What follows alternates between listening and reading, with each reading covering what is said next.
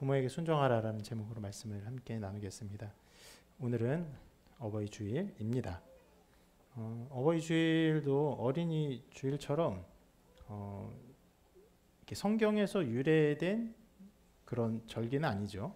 그러나 세계적으로 많은 교회들이 지키는 주일이고 우리 교단도 어버이 주일을 함께 지키고 있습니다. 원래 어버이 주일의 시작은 어버이 주일이 아니라 어머니 주일이었습니다. 미국에서 시작되었고 또 그 유래에 대해서는 또 더 깊은 여러 이야기들이 있긴 한데요. 기본적으로는 미국에서 시작된 어머니 주일을 시작점으로 봅니다. 미국 웹스터 교회 주일학교에서 오랫동안 봉사한 자비스 부인, 이 부인의 어떤 신앙을 기리는 그런 과정 가운데 어머니 주일이 생긴 것인데, 그 딸이 그 어머니의 돌아가신 날 그날을 맞이하면서 어머니의 어떤 신앙, 그의 섬김, 헌신 이것을 기리면서 카네이션을 드리고, 그리고 함께 카네이션 함께 드리고자 하는 운동들이 일어났어요. 그러면서 어머니 주일이 시작된 것인데, 우리가 전에 살펴본 것처럼 이 딸의 어떤 면에서 효심만 그 배경이 된 것은 아니고, 이 자비스 부인으로부터 배운 많은 제자들이 함께 그 신앙을 기리면서 모였던 그 모임이 시작점이 되었습니다.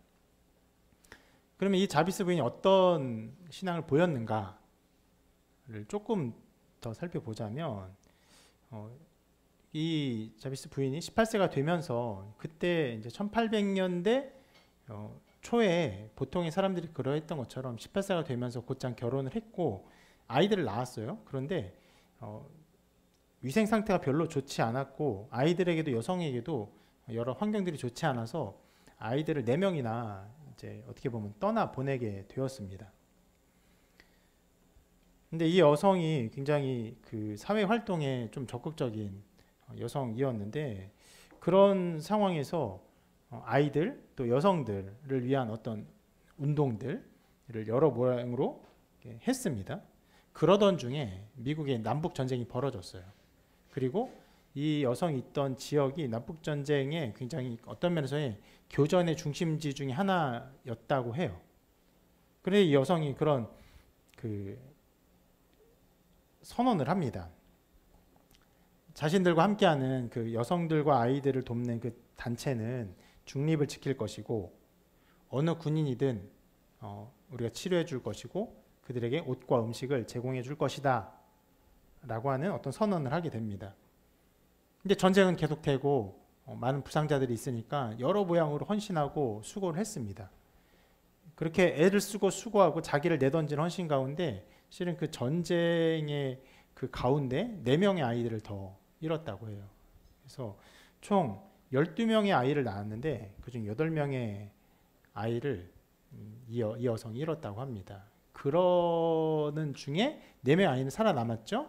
그 중에 한 명이 이제 안나 자비스로 이 어머니의 그런 신앙을 기리면서 그 어머니 헌신, 자녀들을 사랑한 마음, 자녀를 잃으면서도 헌신하였던 그런 모든 믿음과 신앙을 기리는 모습이 하나의 아름다운 모델이 된 것이죠. 실제로 자녀를 한 명만 잃어도 그 고통이 어마어마하죠. 8명의 자녀를 잃은 어머니의 마음이 얼마나 고통스럽겠습니까? 그럼에도 불구하고 연약한 자들, 또 부상자들, 또 주일학교를 섬기며 믿음으로 신앙을 살아간 그의 신앙이 아주 높이 평가를 받으면서 이 자비스 부인을 향한 추도식이 주목이 되었고, 그러면서 어머니 주일이 제정이 되게 된 것입니다. 그것이 나중에는 이제 어버이 주일로 바뀌었는데, 우리나라도 그런 미국의 영향을 받아서 선교사들이 교회를 중심으로 어머니 날을 지킬 것을 권면하게 됩니다. 그래서 1930년대부터 구세군 교회에서 어머니 날을 지키기 시작했고, 그것이 교회에 쭉 퍼져나가면서 지금의 어버이날의 시초가 돼요. 이승만 대통령은 1955년에 5월 둘째 주일이었던 어머니 주일을 어머니 날로 공포합니다. 이런 것들을 보면 지난주에도 그렇지만 실은 종교적으로 시작된 어떤 어린이날도 마찬가지고 어머니날도 마찬가지고 그것이 또 실은 이승만 대통령이 그래도 기독교인으로서 신앙의 배경을 가지고 있는 사람으로서 그것들을 국가가 지켜야 되는 어떤 날로 기념하며 지키면서 그 날이 전국적인 행사가 됐다는 것을 볼 수 있어요. 그러다가 이제 나중에 교회가 먼저 어머니날을 어버이날로 바꿨고 또 나라도 이제 어머니날을 어버이날로 바꾸면서 지금까지 이렇게 되었습니다. 그런데 그 아까 전에 제가 자비스 부인의 얘기를 하면서 그 딸이 안나 자비스인데 안나 자비스가 그 어머니의 신앙을 기르면서 어머니날을 지켰다고 했잖아요. 그런데 굉장히 특이한 지점이 있습니다. 뭐냐면 안나 자비스가 그 어머니날이 이제 국가가 지켜야 되는 어떤 날로 지정된 이후로 도리어 그 자기의 남은 평생을 어떻게 살았냐면은 어머니 날을 폐지한 운동을 했어요. 자기 죽을 때까지. 왜냐하면 이제 어머니의 신앙을 기리고 어머니 그 희생과 섬김을 기리는 날로 어머니 날을 제정하고 그렇게 했는데 수많은 이제 상업적인 일들이 거기에 이렇게 얽히면서 완전히 이렇게 상업화된 날로 변모하면서 이것은 옳지 않다라고 해서 자기 평생에 어머니 날 폐지 운동을 죽을 때까지 했다고 합니다. 참 아이러니한 일이라고 생각합니다. 자, 이런 유래를 가지고 있는 어버이 주의를 우리도 지키는 것이죠. 어버이를 공경하는 것이 말씀에 마땅한 계명이고 중요한 계명이고 우리가 지켜야 되는 마땅한 일이기 때문에 이것을 지키고 있습니다. 그래서 해마다 우리 교회는 어버이 주일에 무언가 행사를 했습니다. 그런데 실은 행사를 하는 것이 교회의 그 핵심은 아니죠. 교회의 모든 핵심은 말씀을 배우고 말씀 가운데 깨닫고 그 가운데 우리가 살아가는 것이죠. 그래서 금년에는 어떤 행사를 따로 하지 않고 이 말씀을 듣고 말씀 가운데 우리가 어떻게 살아가야 하는지를 배우는 것을 그 중심으로 삼았습니다. 그래서 오늘 말씀을 통해 이 어버이 주일을 생각하며 하나님의 말씀을 깊이 보기를 바랍니다. 자, 오늘 말씀 이렇게 시작하죠. 자녀들아 주 안에서 너희 부모에게 순종하라. 이 말씀이 나왔는데 실은 이 말씀이 전후 맥락 없이 갑자기 딱 등장한 말씀이 아닙니다. 앞에서 어떤 말씀이 이어졌고 거기에 연결되어서 이 말씀이 나온 것인데 실은 이 말씀의 시작점이 어디냐면 5장 18절이에요. 에베소서 이 부분 같이 한번 읽어볼까요? 시작. 술 취하지 말라. 이는 방탕한 것이니 오직 성령으로 충만함을 받으라. 네, 에베소 교회에 바울이 편지를 쓰면서 그들이 살아가야 할 중요한 지점 무엇입니까? 성령 충만함. 성령 충만한 삶. 이것을 말하면서 이것과 연결돼서 말합니다. 그런데 여러분 말씀을 보면은 성령 충만한 삶을 무엇과 좀 대조하고 있습니까? 술 취하지 않는 것, 술 취하는 삶과 좀 대조하고 있어요. 잘못 생각하면은 에베소 교인들이 너무 술을 많이 마셔서 술 취하지 말라고 권면한 것은 아닌가 생각하지만 실은 술 취함과 성령 충만함이 어떤 면에서는 비슷한 점이 있기 때문에 이렇게 말한 것입니다. 여러분 술 취하면 어떻게 됩니까? 이럴 때 함부로 대답하면 안 돼요.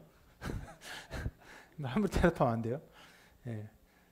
술 취하면은 어떤 면에서는 자기의 생각, 자기의 이성적인 판단대로 행동하지 않고 어떤 면에 본능대로 움직이는 그런 일들이 있죠. 자기 생각을 따르지 않아요. 어떤 면에서는 성령 충만함이 그것과 비슷합니다. 성령 충만하면 내가 생각한 어떤 판단, 나의 기준, 나의 사고방식 여기에 따르지 않아요. 술 취하는 것은 나의 본능에 따르는 것이라면 성령 충만은 무엇에 따르는 것입니까? 하나님의 뜻에 따르는 것이에요. 거룩한 뜻에. 나의 본능의 욕구는 그렇지 않아요. 어떻게 하고 싶습니까? 더 편하고 싶어요. 더 쉬고 싶어요. 더 내가 존중받고 싶어요. 내가 성공하고 싶어요. 그런 본능에 따르지 아니하고 어떻게 합니까? 주의 말씀에 따르는 것이에요. 고난의 길. 자기 것을 다 버리는 길. 그것이 성령 충만한 것입니다. 그래서 여러분 우리나라에 왔던 수많은 선교사님들 어떤 사람들입니까? 엘리트들이, 엘리트 중 엘리트들이. 가장 탁월한 사람들이 왔어요. 자기의 부유함을 다 벗어버리고.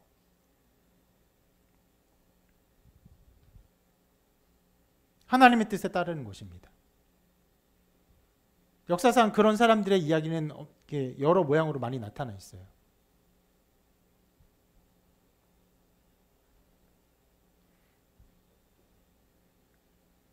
여러분 알고 있는 어떤 그 기업가의 아들, 여러분이 자주 먹는 베스킨라빈스, 그 기업가의 아들도 그런 말을 했다고 하죠. 나의 인생을 32번째 맛을 개발하는데 낭비하고 싶지 않다. 그래서 그 기업의 어떤 것들을 받지 않고 의미 있는 삶 살고자 다른 길을 간다. 그런 기사가 나올 때마다 신앙의 명료함들은 기사들이 다 지웁니다. 예수 그리스도의 어떠한 것 다 지워요. 하나님께 헌신 다 지워요. 그래서 안타까운 일이 있지만 그런 일들이 있는 것이죠. 무엇입니까? 하나님의 뜻에 순종하는 것이에요. 나의 이성, 나의 판단을 따르지 않는 것입니다. 자, 그것을 말하고 있어요. 자, 성령 충만한 삶을 우리가 살아야 한다라고 말하고 있고, 그리고 바울이 말하면서 성령 충만한 삶의 실제적인 예가 무엇인지를 쭉 말합니다. 그 이후로 먼저 말한 것은 실은 아내와 남편의 관계를 말해요. 아내가 남편을 어떻게 해야 되는가, 남편 아내를 어떻게 어떻게 이렇게 사랑해야 하는가, 이것을 말해요. 그리고 그 단계를 지나서 그 다음으로 말하는 것이 오늘 말씀이에요. 바로 부모와 자녀의 관계를 말하는 것입니다. 즉 무슨 말입니까? 그냥 아무것도 없이 부모에게 순종하라 말하는 것이 아니라 성령 충만한 삶을 살아라, 성령 충만을 받아라. 성령 충만한 삶을 사는 것에 있어서 열매가 무엇이냐? 바로 자녀에게는 부모를 공경하는 삶이다라고 말하고 있는 것이에요. 예, 자녀들아 주 안에서 너에게 부모에게 순종하라라고 말하고 있는 것입니다. 이 말씀이 어떤 때에는 종종 그렇게 이해되곤 합니다. 어떤 방식이냐면은 주 안에서는 순종하고 주 밖에서는 순종하지 않아야 한다라는 개념으로 이해되기도 합니다. 그게 완전히 틀린 이해는 아니에요. 부모님께 순종하는데 부모님이 너 예수 믿지 마. 예수가 뭐야? 그냥 포기해. 믿지 마. 그런 말을 어떻게 순종할 수 있습니까? 순종할 수 없어요.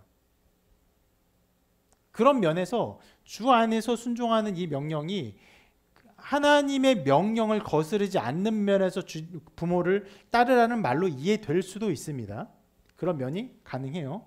그런데 실은 이 말씀의 더 중요한 포인트, 더 중요한 그 지점은 주님을 믿는 믿음 안에 있는 자라면 부모님께 순종하라. 그것이 우리가 맺어야 될 열매다라고 말하는 것입니다. 실은 이러한 어떤 말씀의 그 적용 개념들이 그 앞에도 나와 있어요. 지금 성령 충만한 삶을 말하고 아내와 남편의 이야기를 말하고 자녀들의 이야기를 말하고 있다고 하잖아요. 그래서 아내와 남편의 이야기도 그 비슷하게 말하는 부분이 있습니다. 이 말씀을 같이 한번 읽어볼게요. 시작. 아내들이여 자기 남편에게 복종하기를 주께 하듯 하라. 네, 주께 복종하듯이. 아내가 남편을 어떻게 해요? 주께 하듯. 자, 그와 같은 예가 오늘 저 말씀이에요. 자녀들아 주 안에서 너희 부모에게 순종하라. 그러면 어떤 의미입니까? 부모에게 순종하는데 어떻게? 주께 하듯. 주님께 하듯 순종하라는 말씀입니다. 즉 부모에게 순종하는 것이요, 주님을 순종하는 것의 일부예요.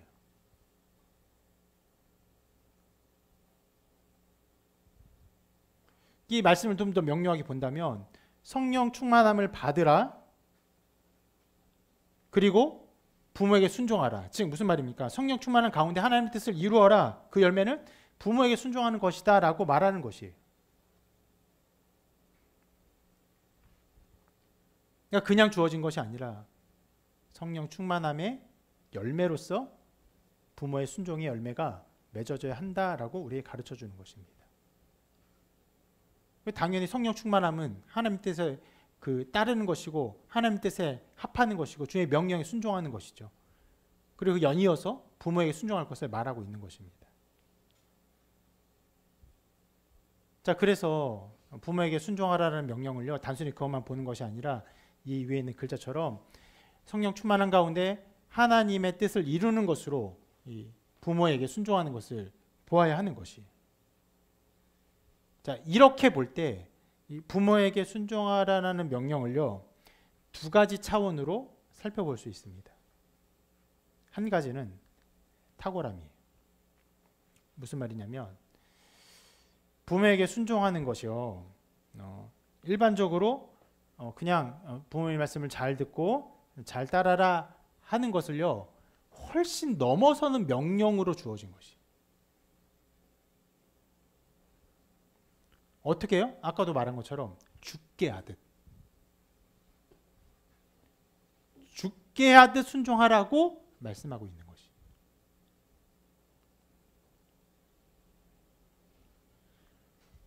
그것을 위해서 무엇이 필요합니까? 성령 충만이 필요한 거예요.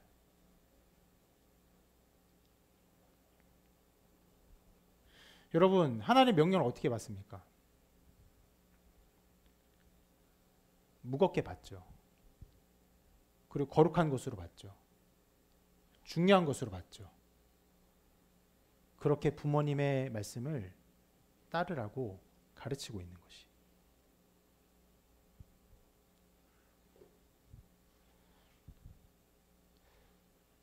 자, 이렇게 말씀을 보면은 아까 전에 제가 주 안에서 부모에게 순종하라라고 하는 말씀을 종종 주님의 뜻에 따르는 면에서는 순종하고 주님의 뜻을 벗어나는 부모의 명령에서는 뭐 순종하지 않아라는 개념과는 지금 꽤 많이 다른 지점에 와 있어요.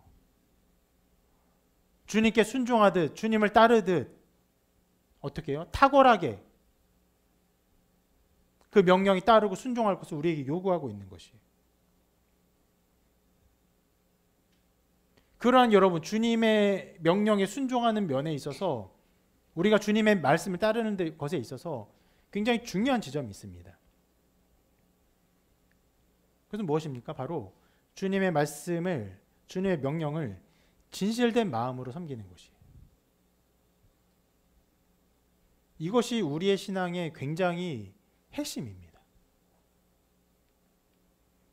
우리가 어떻게 섬깁니까? 주님 어떻게 섬겨요? 외적으로 섬깁니까? 모양으로 섬깁니까?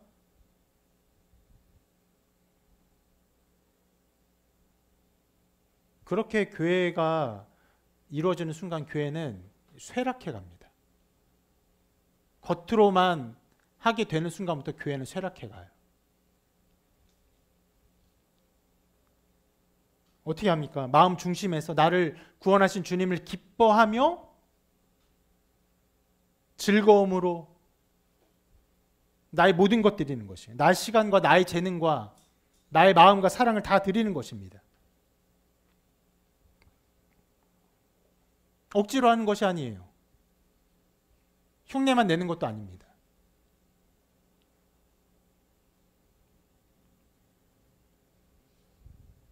만일 여러분이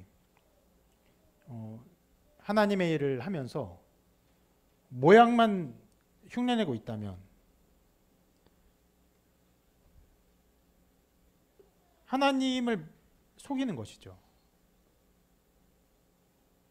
아무런 믿음도 없어요. 아무런 기쁨도 없어요. 사랑도 없어요.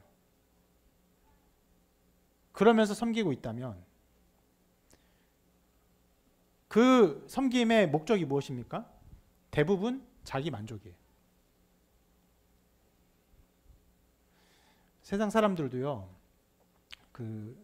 누군가가 다른 사람에게 자선을 베푸는 것,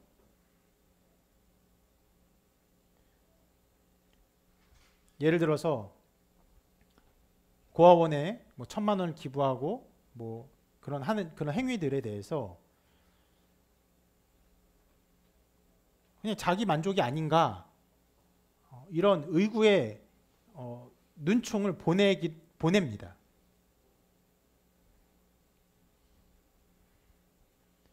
그럴 때 예를 들어서 어떤 정치인이 고아원에 기부를 하면서 사진 찍고 신문에 내고 하면은 그 행동을 정말 어떤 면에서 순수한 차원의 긍휼의 마음에서의 행동으로 봅니까? 전혀 아니죠. 정치적인 행동, 자기를 높이려는 행동으로 봅니다. 적어도 그런 행동을 하지 않을 때, 가능하면 보이지 않을 때, 미담을 감추고 할 때 순전한 마음으로 돕는 것이다라고 생각을 합니다. 근데 그런 행동일지라도 실은 신앙의 눈에서는요 한계가 있어요. 무엇입니까? 연약한 사람 돕는 자기의 만족의 어떤 한계가 있습니다.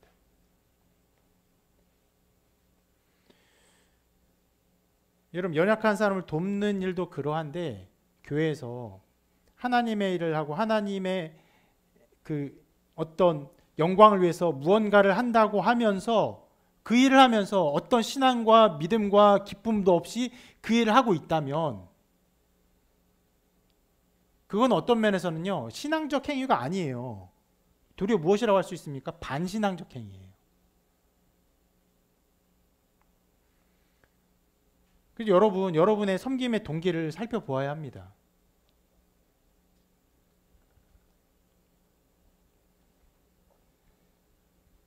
똑같은 일을 합니다. 교회에서 어떤 사람들이 똑같은 일을 해요. 어떤 사람 정말 믿음으로 해요.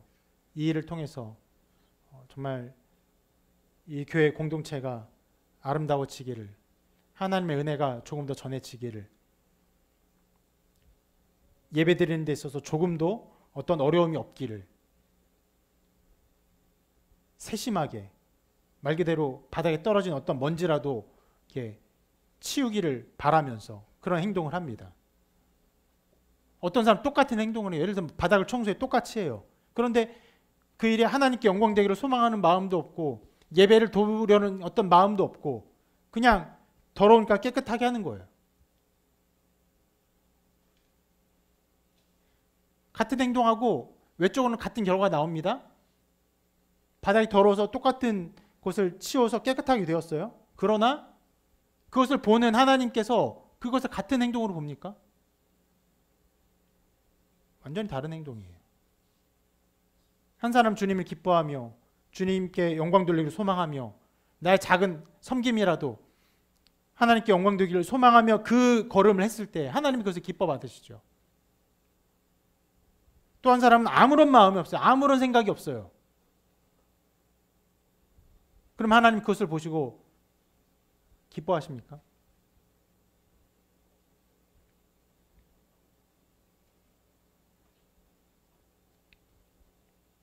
자, 그렇게 주님을 섬기는 데 있어서, 하나님을 섬기는 데 있어서 중요한 것이 무엇입니까? 마음에서 나오는 기쁨의 헌신이고 자발적인 헌신이에요.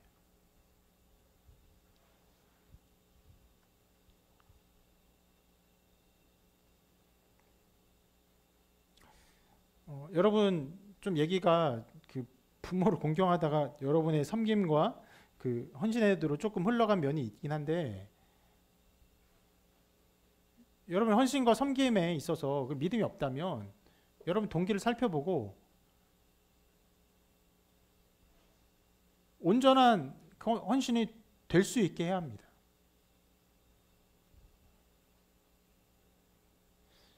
교회의 어떤 사역과 봉사는요, 그러니까 우리에게 은혜를 주신 것은 섬기게 하기 위한 하나님의 방편입니다. 결국 하나님을 섬기는 것이에요.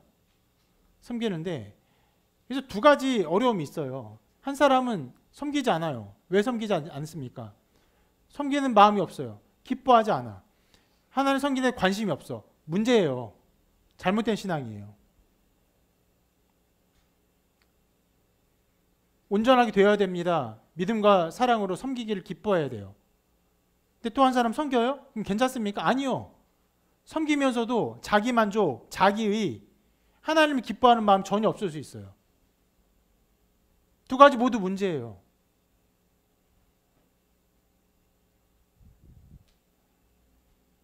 교회에 어떤 일이 되었다고 해서 만족하는 것이 아닙니다.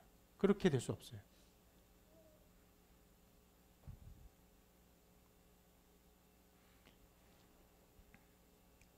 교회는 다른 조직과 다른 곳입니다. 교회는 무슨 장소입니까? 하나님의 은혜를 경험하고 하나님께 영광 돌리는 장소예요. 그렇기 때문에 우리의 마음과 신앙이 온전함 가운데 있어야 됩니다. 실은 여러분 완전히 온전할 수는 없어요. 우리는 다 연약하고 부족한 자들입니다. 그러나 이 온전함에 있어서 완전히 벗어난 사람이 있다면 자기를 돌아봐야 돼요. 섬기지 못하는 것도 돌아봐야 되고 섬기는 것도 돌아봐야 합니다. 그리고 온전함을 추구하는 그 걸음, 그 방향, 그 소망 가운데 서 있어야 하는 것이에요.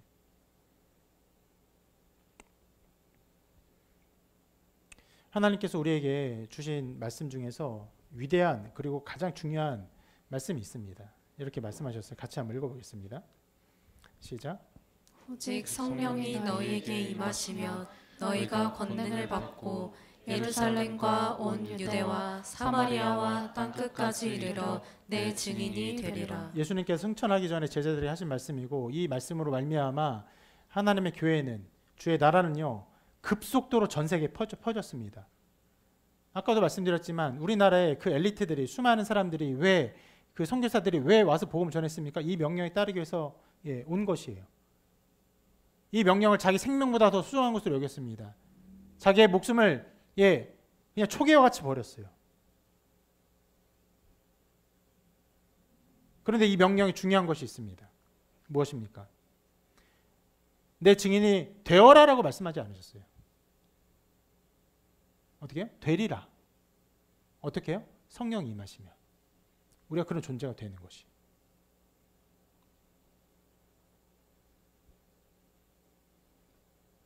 이것이 하나님이 하나님의 일을 이루시는 방식이에요.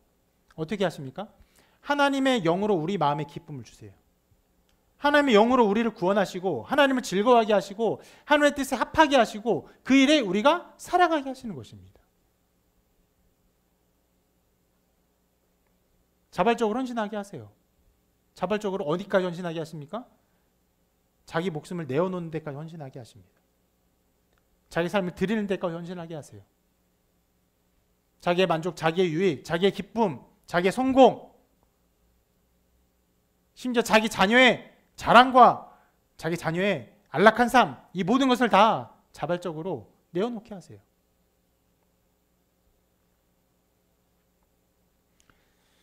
이것이 하나님의 방식인데, 자, 그와 같은 방식으로 부모에게 순종하게 하십니다.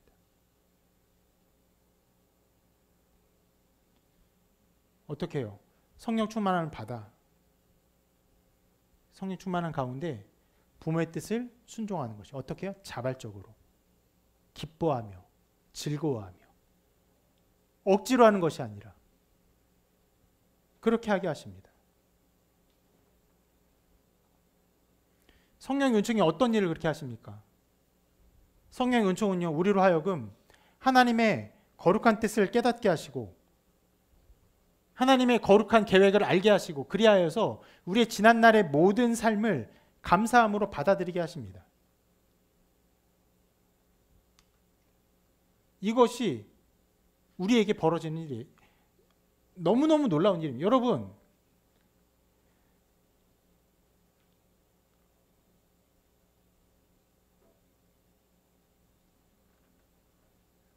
많은 사람들이 자기 행동의 어떤 근원을 따져 물어볼 때 지난날의 어떤 고통, 잘못, 어떤 지난날에 있었던 어떤 문제들 이것을 가지고 얘기를 하죠.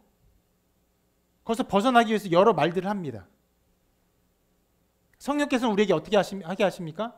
지난 일들을요, 하나님의 뜻 가운데 있는 것으로 알고 받아들이고 감사하게 하십니다. 바울의 예를 한번 보십시다. 실은 이 에베소서도 바울이 쓴 것이고요. 지금 읽을 고백도 바울의 고백인데요. 이 말씀 한번 보도록 할게요. 같이 있습니다. 시작. 내가 이전에 유대교에 있을 때에 행한 일을 너희가 들었거니와 하나님의 교회를 심히 박해하여 멸하고 내가 내 동족 중 여러 영갑자보다 유대교를 지나치게 믿어 내 조상의 전통에 대하여 더욱 열심히 있었으나 그러나 내 어머니의 태로부터 나를 택정하시고 그의 은혜로 나를 부르신 이가 그의 아들을 이방에 전하기 위하여 그를 내 속에 나타내시기를 기뻐하셨을 때에 내가 곧 혈육과 의논하지 아니하고 또 나보다 먼저 사도된 자들을 만나려고 예루살렘으로 가지 아니하고 아라비아로 갔다가 다시 다메섹으로 돌아갔노라. 바울이 자기의 지난 삶을 돌아보면서 이야기하는 것인데 지금 이 고백을 하는 바울은요, 교회 안에서 아주 이렇게 사도로서 중요한 직책을 맡고 있는 상황인데, 바울이 원래 어떤 사람이었습니까? 이 앞전에 우리가 이 앞 화면에서 읽은 것처럼 교회를 어마어마하게 핍박한 사람이었어요. 회방자였어요.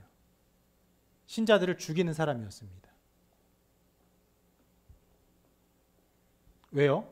그가 태어날 때부터 유대교를 열심히 믿었어요. 누구보다? 영갑자. 나이 많은 사람보다 훨씬 더 열심히 믿었어요. 그래서 어떻게 했습니까? 예수 믿는 자를 잡아다가 옥에 가두고, 심지어 첫 순교자인 스데반이 돌에 맞아 죽는 것을 앞에서 보면서 그것을 기뻐했어요. 그가 돌에 맞아 죽기에 합당한 자라는 증인으로 서 있었어요.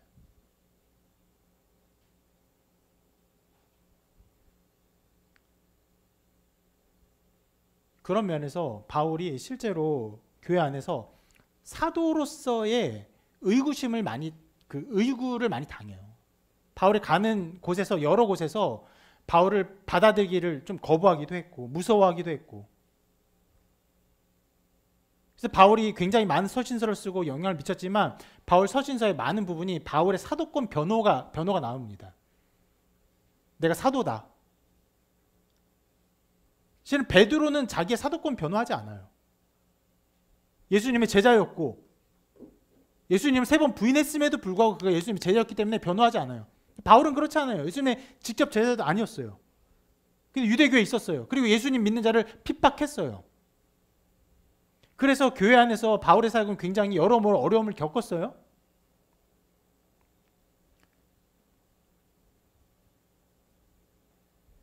그런데도 뭐라고 말합니까? 저기 말씀이 나오죠. 내 어머니의 태로부터 나를 택정하시고 그의 은혜로 나를 부르신 이가.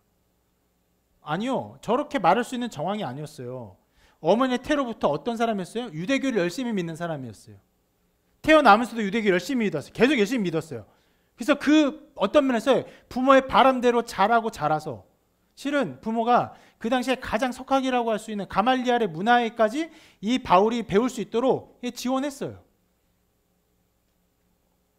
그럼 부모의 바람대로 어떻게 했습니까? 유대교에 열심히 사람이 되었고 교회를 많이 핍박한 사람이 되었는데도 불구하고 그것에 대해서 원망하지 않아요. 도리어 뭐라고 말합니까? 내 어머니의 태로부터 나를 하나님이 택정하셨다. 나를 부르셨다. 그의 아들을 이방에 전하기 위해서 나를 선택하셨다라고 고백을 해요.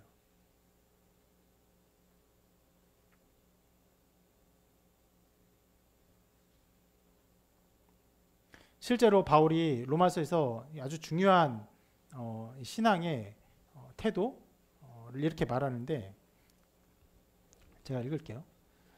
우리가 알거니와 하나님을 사랑하는 자 곧 그의 뜻대로 부르심 입은 자들에게는 모든 것이 합력하여 선을 이루느니라. 자, 택함 받은 백성이 무엇입니까? 내게 있는 모든 것이 다 합력하여서 선을 이룬대요. 그 모든 것에 무엇이 포함됩니까? 내가 열심히 하는 것, 네, 포함돼요. 내가 충성한 것 포함돼요. 내가 잘못한 것 포함돼요. 나의 죄 포함돼요. 바울에게 있어서는 모든 것이 다 포함돼요. 교회를 향한 열심 당연히 포함돼요. 교회를 핍박한 것도 포함돼요.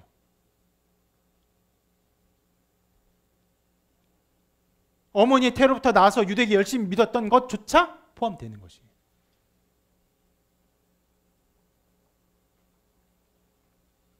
바울이 자기의 삶을 돌아보면서 아까 읽었던 그 말씀에서 바울이 유대교의 가르침을 따랐던 부모를 원망합니까?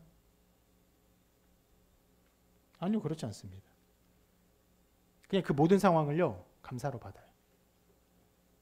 이게 성령이 하시는 일입니다. 성령께서 우리 안에 지난날에 대한 후회, 원망 이런 것들을 우리를 두지 아니하시고 이 모든 것을 합력하여 하나님께서 선을 이뤘으면 분명히 알게 하세요. 이 모든 것을 통해 나의 죄됨을 깨닫게 하시고 나의 철저한 죄성을 알게 하시고 그리고 오직 예수 그리스도만 알게 하시고 그리스도가 나를 구원하시면 알게 하시고 하나님 기뻐하게 하십니다. 이것이 성령이 우리에게 하시는 일이고 그러한 일 가운데 어떻게 합니까? 오늘 말씀으로 한정해서 보자면 성령 충만함 가운데 부모에게 순종하게 하는 것이. 부모가 잘못을 안 했어요? 잘못했어요.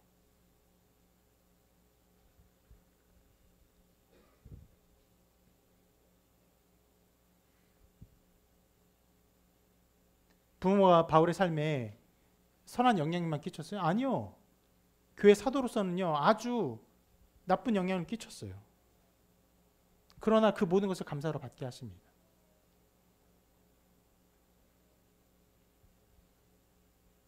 그 모든 일을요, 자, 모태로부터 나를 택정하시고라는 고백이 억지예요? 아니요. 끼워 맞춘 거 아니에요. 하나님의 그 일을 믿고 고백하는 것이에요.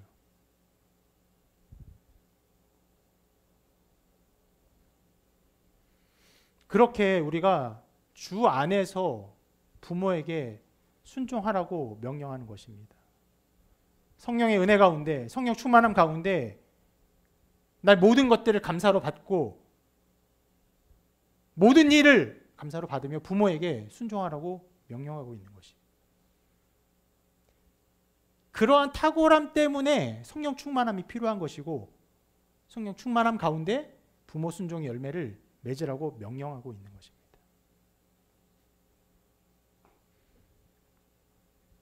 그리고 자, 성령 충만함 그리고 부모 순종을 연결해서 이야기하고 있는 것의 첫 번째 이유가 제가 말씀드린 탁월함이라고 한다면 그렇게 연결하고 있는 두 번째 이유를 생각해 볼 수 있는데 그것은 실은 연약함입니다. 어떤 연약함이에요? 실은 그 말씀을 그냥 반대로 생각하면 돼요. 부모에게 순종하지 않는 것이에요. 여러분, 자녀가 부모에게 순종하지 않는 것이 이상한 일입니까? 아이가 어릴 때에는 부모에게 순종하는 것이 어렵지 않아요. 자연스러워요. 우리 저기 가장 어린 아기가 있죠. 아기가 엄마 아빠 따르는 것이 이상합니까? 자연스럽고 행복하시죠? 예. 부러워요. 저런 아기가 있는 때 저도 벌써 오래 지나서 막내가 벌써 12살이나 돼가지고 감사하게도 아직 막내가 아기처럼 부모를 따르고 순종하고 사춘기에 티는 여드름만 나고 정서적으로 나타나는 감사한데 아이가 자라면 그렇지 않아요. 부모님께 순종하지 않는 일이 나타납니다. 어느 정도는 아주 많이 나타나요. 어떤 때는요 부모를 매정하게 대하고 어떤 경우에 심하게는 다른 사람들보다 그러니까 내가 다른 사람을 대하는 것보다 부모를 더 원수처럼 대하기도 해요. 안타깝지만 그런 일이 나타납니다. 여러분 그런 일이 믿음 없는 사람들에게만 나타납니까? 아니요. 동일하게 나타나요. 믿음 있는 사람들이 동일하게 나타나요. 신자들이 연약할 때는요. 수많은 여러 가지 죄악들이 동일하게 다 나타납니다. 아무런 차이가 없이 나타나요. 여러분 이런 죄들 욕심 부리고 마음껏 게으르고 심하게 다투고 시기하고 질투하는 것 제가 몇 가지 죄악을 써놨는데 여러분 여기에서 여러분이 벗어난 죄악이 있습니까? 여기서 여러분이 자유로운 죄악이 있어요?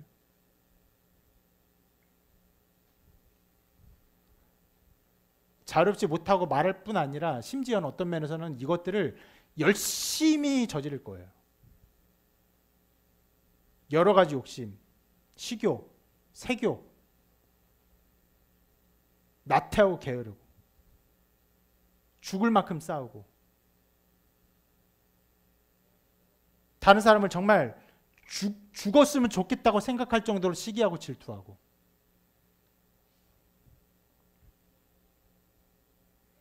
우리에게 주어진 명령 항상 기뻐하라, 쉬지 말고 기도하라, 범사에 감사하라인데 항상 미워하고 쉬지 말고 게으르고 범사에 원망하고, 그런 일이 우리에게 나타납니다. 여러분, 그런 악한 일들이 신자에게도 언제나 동일하게 나타날 정도로 이 죄의 영향이 강력하고 지속적이고 집요해요. 집요합니다. 그런데 그런 것과 똑같이 부모를 공경하지 않는 잘못도 저지릅니다. 그런 연약함이 우리에게 동일하게 있기 때문에 은총이 필요하고 은혜가 필요해요.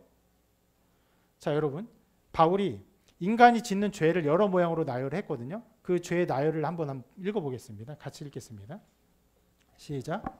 곧 모든 불의, 추악, 탐욕, 악의가 가득한 자요, 시기, 살인, 분쟁, 사기, 압독이 가득한 자요, 수근수근하는 자요, 비방하는 자요, 하나님께서 미워하시는 자요, 능욕하는 자요, 교만한 자요, 자랑하는 자요, 악을 도모하는 자요, 부모를 거역하는 자요, 우매한 자요, 배약하는 자요, 무정한 자요, 무자비한 자라. 여기에 인간이 짓는 수많은 죄악들이 쭉 나와요. 탐욕, 악의, 살인, 분쟁, 시기, 악독. 그런데 이 중간에 뭐가 나옵니까? 부모를 거역하는 자. 여기에 어울리는 죄인가 싶을 정도예요. 그런데 이 굉장한 악독들을 말하면서 부모를 거역하는 것도 동일하게 나타난다라고 하나의 세트처럼 말을 하고 있습니다. 그리고 실은 바울이 이 말을 하면서 이 죄를 누가 짓느냐, 어떤 사람이 짓느냐라고 말하면서 그 앞절에 이렇게 말합니다. 같이 읽어볼게요. 시작. 또한 그들이 마음에 하나님 두기를 싫어하매 하나님께서 그들을 그 상실한 마음대로 내버려 두사 합당하지 못한 일을 하게 하셨으니. 네, 하나님을 마음에 두지 않고 하나님 떠나 있기 때문에 하나님이 내어버려 두니까 인간이 저런 많은 죄를 저지른다고 하는 거예요. 그 중에 부모를 거역하는 죄도 동일하게 포함되어 있는 것이. 그렇기 때문에 하나님이 필요한 거예요. 그렇기 때문에 우리에게 성령의 은혜가 필요한 거예요. 이런 연약함이 있기 때문에. 그래서 말하는 것이 성령의 충만함을 받으라. 실은 앞에 거기서 말하면요, 술 취하지 말라. 예, 술 취하지 마세요.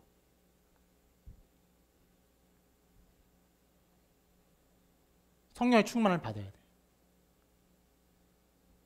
그래야 우리가 이러한 죄에서 떠나서 더 나아가 오늘 말씀에 한정하자면, 참 마음으로 부모를 거역하지 않고 부모를 순종하고 부모를 따르게 되는 것입니다. 어떻게? 기꺼운 마음으로, 즐거운 마음으로.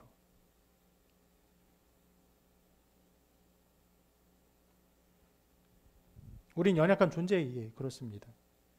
나이가 먹어가면서 우리가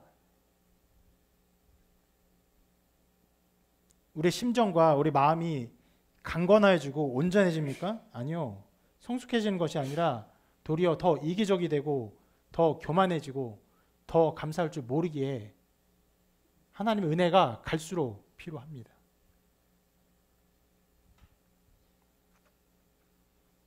이 부모를 공경하라는 아주 기본적인, 아주 우리 모든 사람이 있는 기본적인 명령만 생각해 봅시다.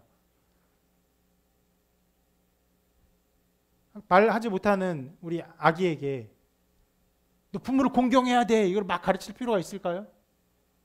아니요. 도리어 저 부모님들은 아기가 좀 부모에게서 좀 떨어지기를 바랄 거예요. 너무 부모님과 붙어 있고 부모님만 바라고 있기 때문에. 우리 막내에게 그것이 엄청나게 필요할까요? 아니, 아까도 말한 것처럼 아직도 아이의 어떤 성정이 있기 때문에 그냥 부모를 잘 따르고 있어요. 많이 자란 여러분에게 필요합니까? 필요하죠. 그런 연약함이 있기 때문에 하나님 은혜 가운데 우리 삶들을 기뻐하고 우리 삶에 하나님의 은총을 즐거워하며 하나님의 섭리를 인정하며 더 나아가 부모님께 공경하는 열매가 맺어져야 하는 것입니다. 그리고 오늘 말씀에서 마지막으로 한 가지 살펴보고 싶은 것이 있습니다. 두 가지네요. 그것은 바로 이 말씀이 주어진 대상이 누군가에 대해서입니다. 오늘 말씀 보면 처음에 이렇게 시작해요. 자녀들아 라고 시작합니다. 여기 자녀들은요, 분명하게도 어린 자녀들을 향한 말이에요. 바울이 교회 나이 든 성도들을 모아두고 자녀들아 이렇게 말하는 게 아니에요. 분명히 어린 자녀들에게 자녀들아라고 말을 하는 것이에요. 물론 그렇다고 해서요, 여러분, 이 자녀들아, 어린 자녀에게 했던 명령이라고 해서 부모에게 순종하라는 명령이 어린 자녀에게 행한 것이지 우리 모두에 행한 것이 아니라고 아무도 생각하진 않아요. 왜요? 우리 모두가 다 자녀이기 때문에. 자녀이기 때문에 부모에 순종하는 것이 우리 모두에게 해당되는 것은 분명한 사실입니다. 그런데 제가 지금 이 말씀의 정황, 누구에게 주어졌는가를 살펴보고 싶은 좀 이유가 있어요.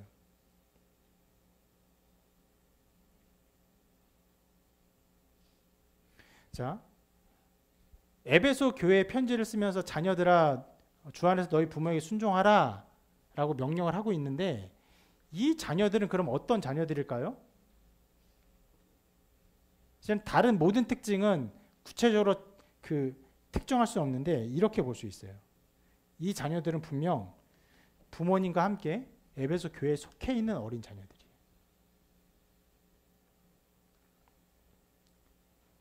무슨 말이냐? 여러분, 그 당시에 예수님 믿는 사람들이 교회로 막 들어왔는데 부모가 예수님 믿지 않아요. 부모는 그냥 유대인이에요. 혹은 그냥 이방인이에요. 그런데 한 아이만 예수님 믿고 세례받고 이런 것들을 상상하기는 어렵습니다. 성경에서도 계속 수많은 사람들이 3,000명이 5,000명이 누가 예수님 믿었다고 할 때 여러분 어떤 경우에도 아이가 예수님 믿고 왔다 이렇게 특정해서 기록한 것이 하나도 없어요.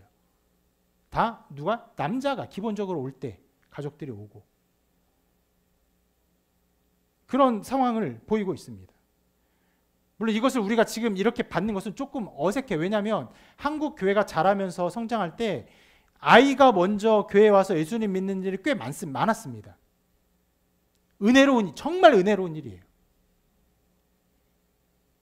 그래서 이 초대교회 당시에 이 정황을 우리에게 그대로 받기는 꽤 어색한 문제이긴 한데 그러나 그 당시를 봅시다. 분명히 에베소 교회의 아이들은요, 분명히 부모가 교회에 있고 그리고 그 어린 자녀들에게 이 말을 하고 있는 것이에요. 아주 아름답고 감사한 일입니다.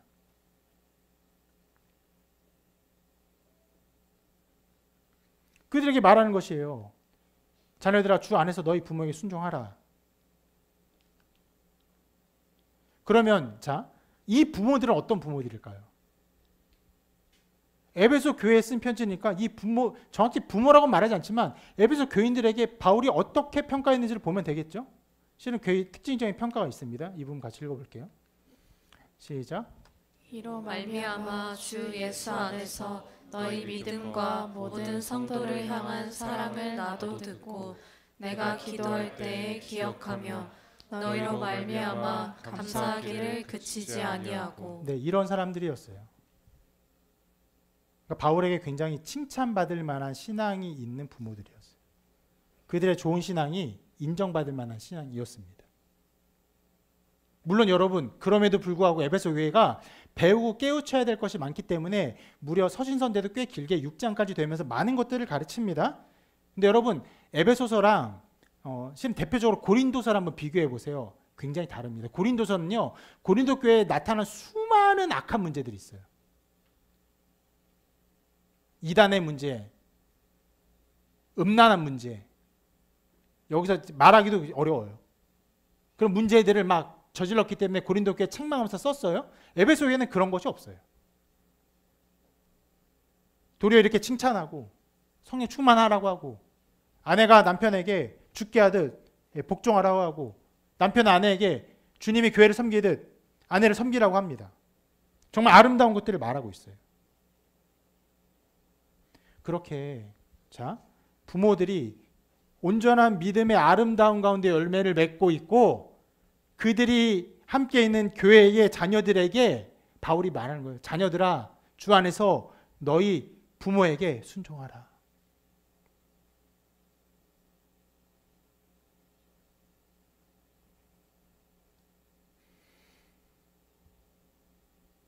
여러분, 이 그림을 생각해 봅시다. 이 장면을 생각해 봅시다.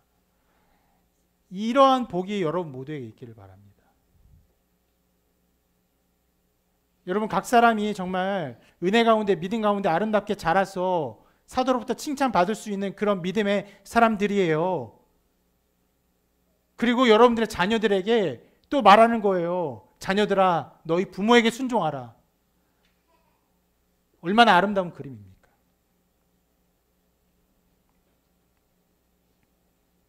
이 자리에는 안타깝게도 부모님이 예수님을 믿지 않는 그런 경우가 많이 있습니다.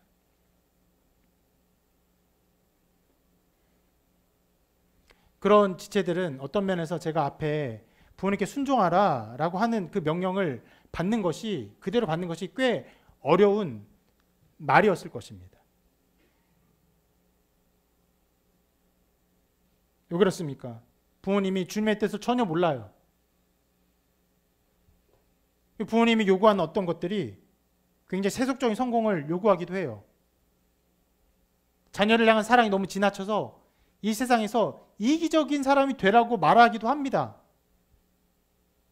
그렇게 하지 못하는 자녀를 막 타박하고 책망하기도 해요. 믿음 있는 사람으로서 부모님의 그런 요구에 따르고 그런 부모의 말에 순종하는 것은 굉장히 어려운 일이에요. 부모님 늘 그런 것들을 나에게 요구하고 있는데 부모님께 어떻게 순종해야 되는가 고민하는 부분들이 분명히 생깁니다. 저도 설교를 하는 사람으로서 부모에게 순종하라라고 하는 앞에 부분을 말을 할 때 그런 어려움과 고난과 어떤 복잡함이 있기 때문에 이것을 어떻게 풀어야 하는가 고민이 되기도 했어요.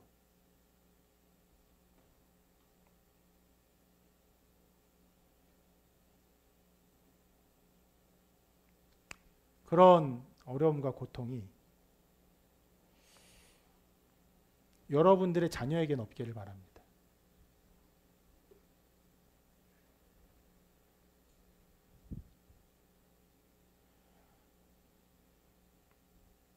도리어 여러분들이 여러분의 그 믿음이 인정받고 칭찬받고 아름답게 드러나고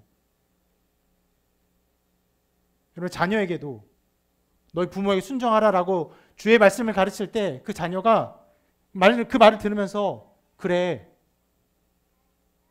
주님을 사랑하고 하나님 뜻대로 사는 부모님의 말에 순종해야지 라는 마음이 여러분의 자녀들의 마음 가운데 자연스럽게 흘러나게 되기를 소망합니다.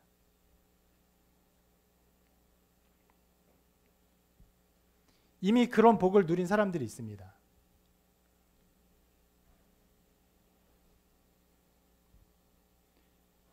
부모님의 기도와 사랑 가운데 오랫동안 부모님이 섬겨왔던 그 사랑 가운데 자기 삶을 살아온 지체들이 있어요. 그런 분들이라면 여러분의 자녀도 그런 동일한 복을 받게 하세요.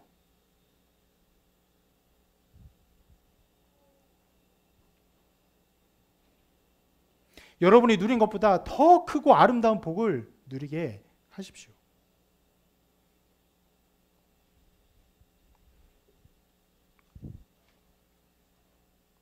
그렇지 않은 사람이라면 적어도 여러분의 자녀들은 정말 여러분과 함께 주 안에서 함께 기뻐하고 즐거워하고 복받는 이 아름다운 이 복과 은혜가 여러분의 삶과 가정에 정말로 아름답게 드러나게 되기를 축원하고 그것을 위해서 여러분 전심전력을 다하십시오. 자녀에게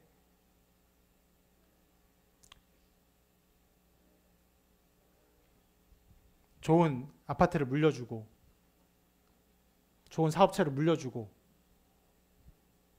아니요. 다 헛된 것입니다. 헛되고 헛된 것이. 영원한 것이 무엇입니까? 영원한 것은 우리 하나님이 기억하시는 것만이 영원합니다. 하나님이 우리의 신앙을 기억하고 영원히 기뻐하시고 그 신앙 안에서 자녀를 향한 사랑을 가지고 살게 되면 하나님이 그것을 영원히 기뻐하시고 그것 가운데 하나님께서 은총을 베푸실 것이에요. 가장 귀한 것을 자녀에게 주십시오.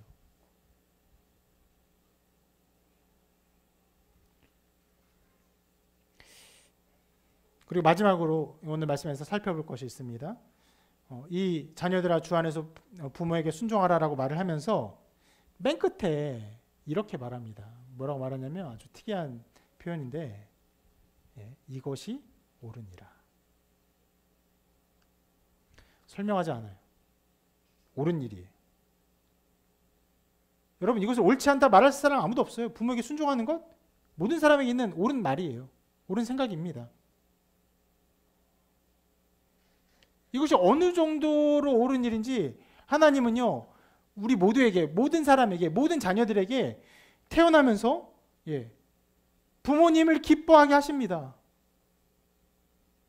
실은 여러분 자녀를 낳으면 느끼겠지만 자녀를 낳으면 이보다 사랑스러운 존재가 없어요. 그래서 모든 사랑을 막 베풉니다. 그런데 그 시기에 부모도 자녀로부터 한없는 정말 순전한 사랑을 엄청나게 받아요. 내가 부족하고 연약한 존재인데 그렇게 나를 의탁하고 나만 기대고 나만 사랑하는 존재를 그것들을 누리는 걸 너무나 행복하고 감사하고 놀라워요.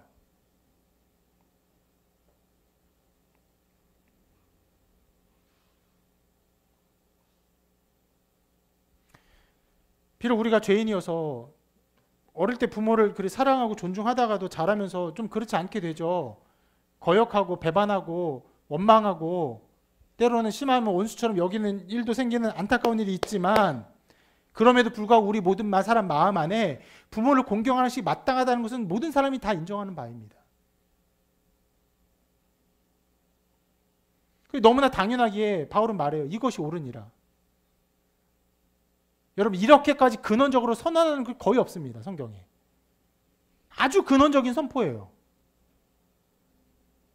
그런데 이것이 그렇게까지 근원적으로 선포될 수 있는 이유 어떤 면에서는 모든 옳음의 근원이라고도 말할 수 있는 이유가 있습니다. 그것은 바로 하나님이 그 사람 가운데 계시기 때문에 그래요.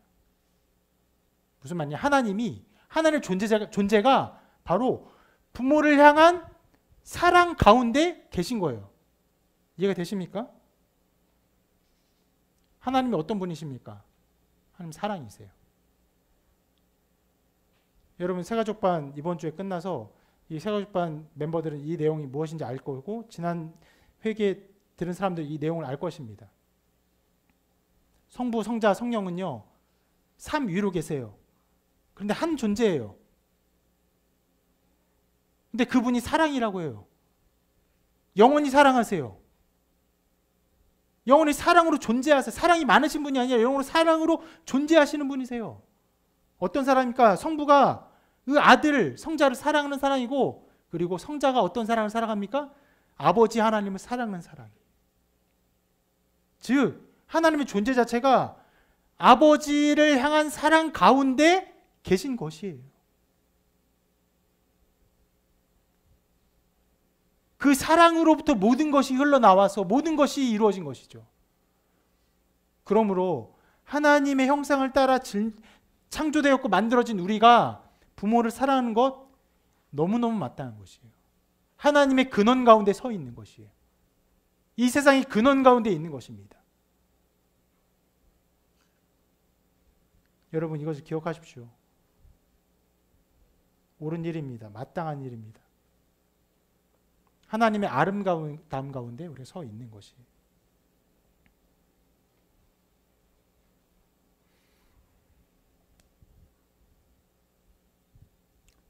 자녀들아 주 안에서 부모에게 순종하라. 이것이 옳으니라.